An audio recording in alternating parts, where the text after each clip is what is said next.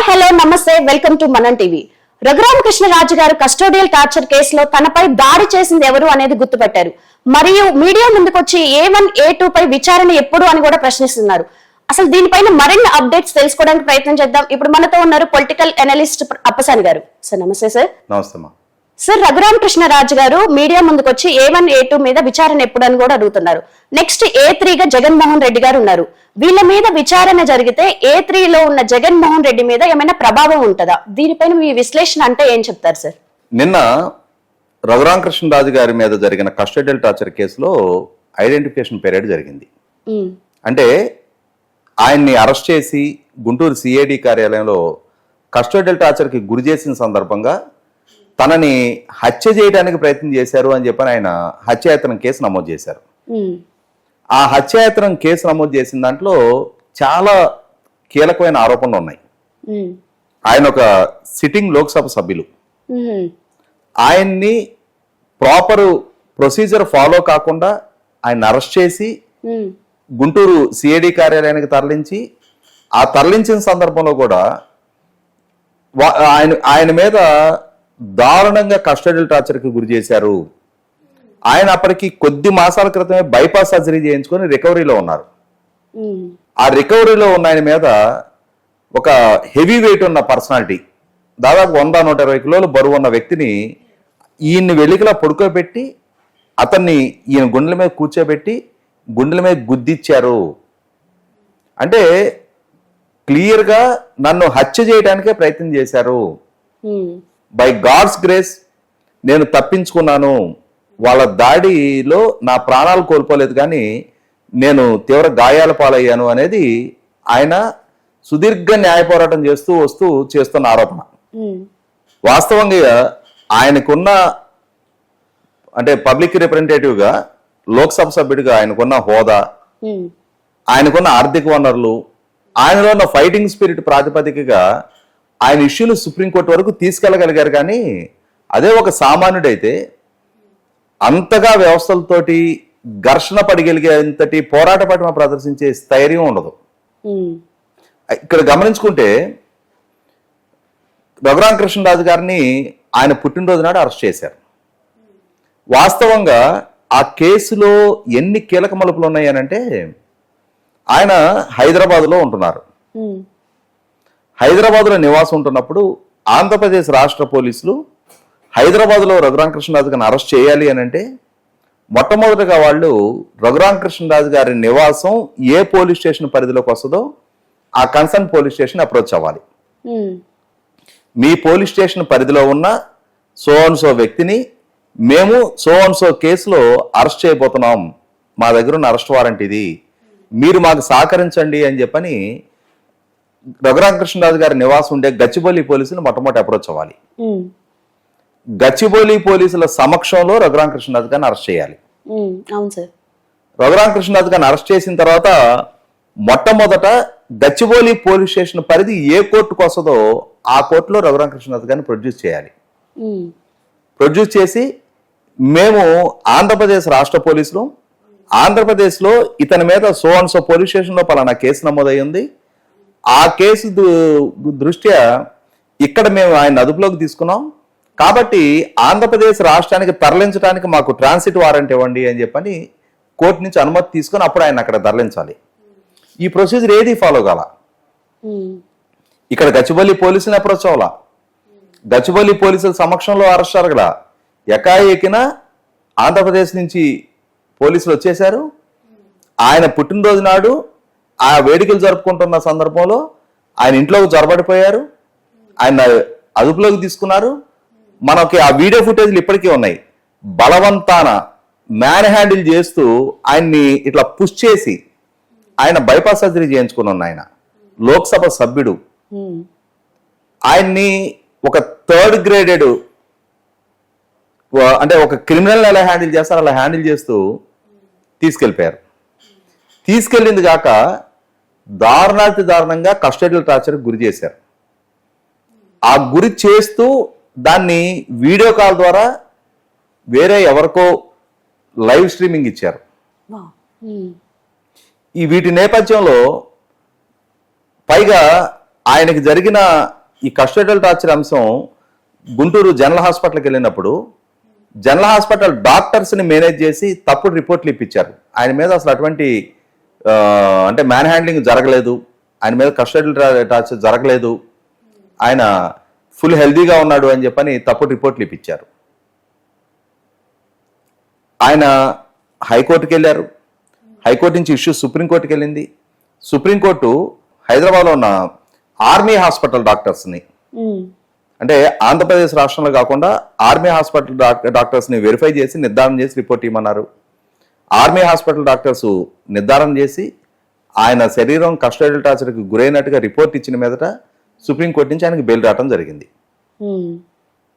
మరి జగన్మోహన్ రెడ్డి గారి ప్రభుత్వ హయాంలో ఇన్ని అఘాయిత్యాలకు పాల్పడ్డ పోలీసులు ఆ రోజు ఈయన నా మీద హత్యాయత్నం జరిగింది, ఈ చేసిన పోలీసు అధికారుల మీద నేను కేసు పెడతా అన్న ఆలకించేది ఎవరు?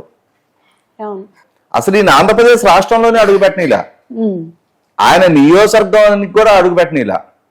సాక్షాత్తు దేశ ప్రధానమంత్రి నరేంద్ర మోడీ గారు ఆజాదీ కా అమృత మహోత్సవంలో భాగంగా ఈ నియోజకవర్గ పరిధిలో అల్లూరి సీతారామరాజు గారి విగ్రహావిష్కరణ కార్యక్రమానికి హాజరవుతుంటే ప్రోటోకాల్ ప్రకారం ప్రధానమంత్రి పాల్గొంటున్న కార్యక్రమంలో స్థానిక పార్లమెంట్ సభ్యుడిగా పాల్గొనే హక్కు ఆయనకు ఉన్నా కూడా ప్రోటోకాల్ లిస్టులో నుంచి ఆయన పేరు తీసేశారు.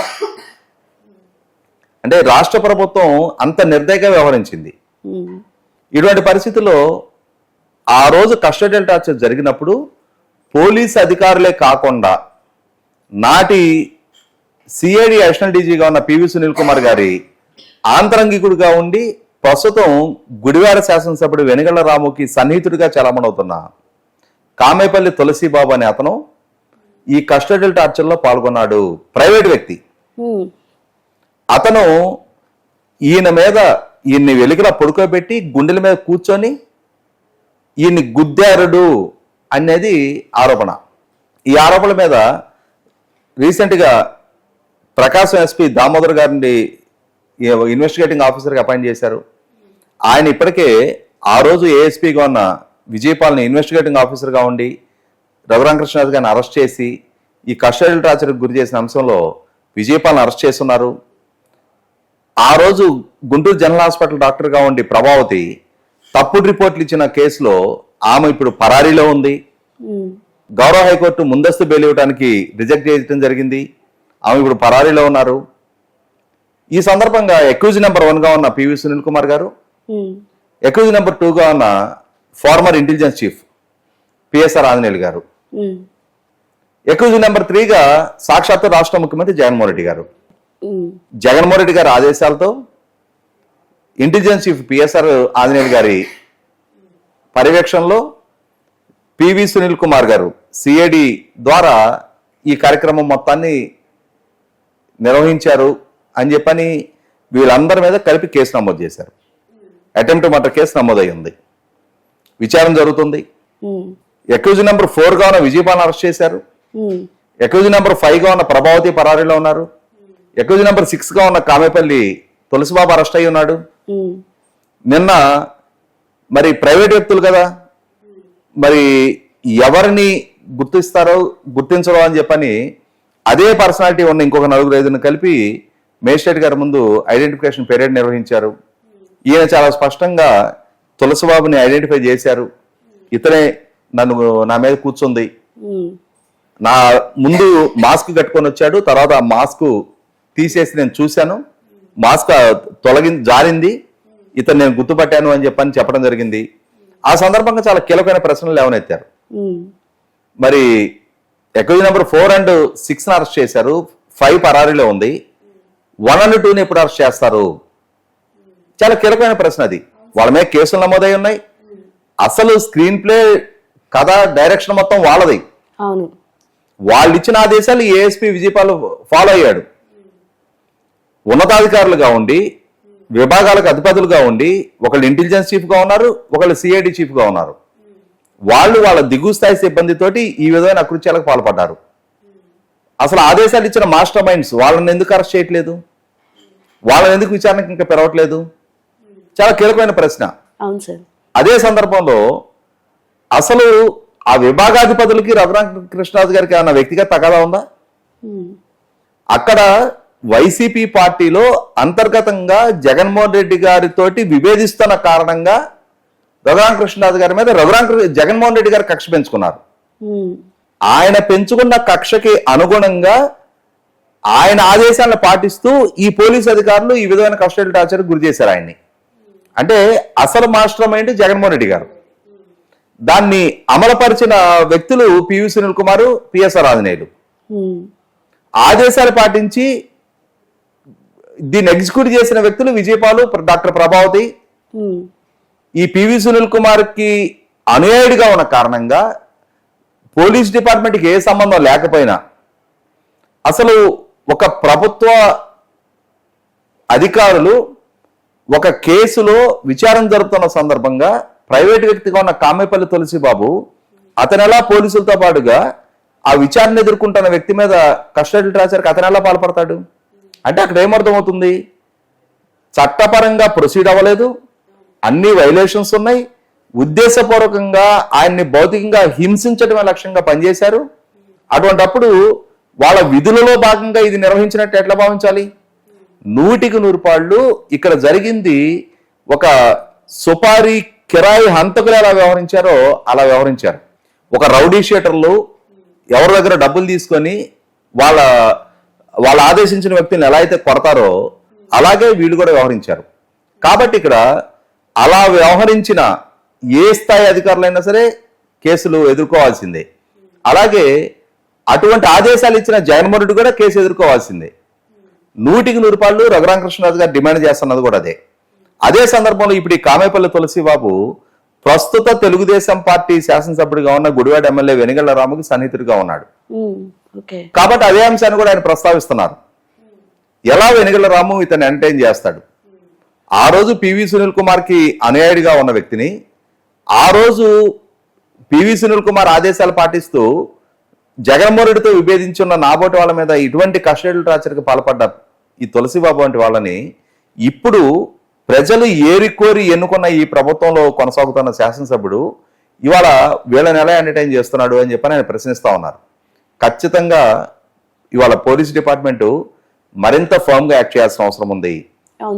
అంటే ఎటువంటి సస్పెషన్లకు ఆస్కారం లేకుండా పివి సునీల్ కుమార్ అయినా అలాగే పిఎస్ఆర్ ఆంజనేయులైనా వాళ్ళకి ఆదేశాలు ఇచ్చిన జగన్మోహన్ రెడ్డినైనా సరే పిలిచి విచారించి కేసులు నమోదు చేసి ఎలా అయితే విజయపాల్ని ఎలా అయితే డాక్టర్ ప్రభావతిని అరెస్ట్ చేసే ప్రాసెస్ లో ఉన్నారో విజయపాల్ని తులసిబాబుని అరెస్ట్ చేశారో అక్యూజ్ నెంబర్ 4 and 6 అరెస్ట్ అయినప్పుడు 1, 2, 3 కూడా అరెస్ట్ అయి తీరాల్సిన అవసరం ఉంది.